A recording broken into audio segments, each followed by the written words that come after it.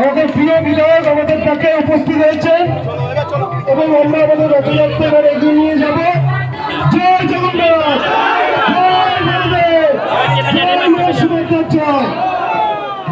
অসংখ্য ধন্যবাদ সোনারপুর দক্ষিণ বিধানসভার বিধায়িকা মাননীয় লাদ্রি মৈত্র মহাশয় আমাদের মধ্যে উপস্থিত হয়েছেন। অত্যন্ত আনন্দের আমরা অনুভব করছি। ধন্যবাদ। ধীরে ধীরে সকল ভক্তবৃন্দ বলবো আপনারা যেমন ছিলেন তেমনভাবে এগিয়ে চলুন আস্তে আস্তে।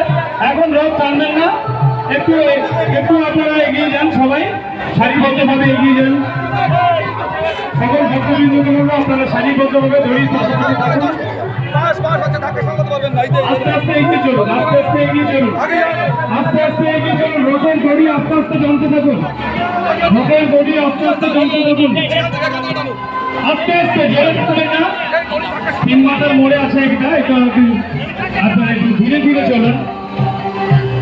জয় জগন্নাথ, জয় বলরাম, জয় সুভদ্রা মহারানী কি জয়। আত্মশক্তি মন্দিরের পথে আমরা ধীরে ধীরে এগিয়ে যাচ্ছি।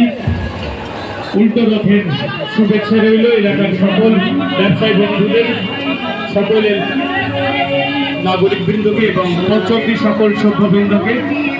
আমাদের মধ্যে উপস্থিত হয়েছেন আমাদের সকলের প্রিয় মহারানী কি জয়। মহাপ্রভু জগন্নাথজির উল্টো রথযাত্রা শুরু হয়েছে।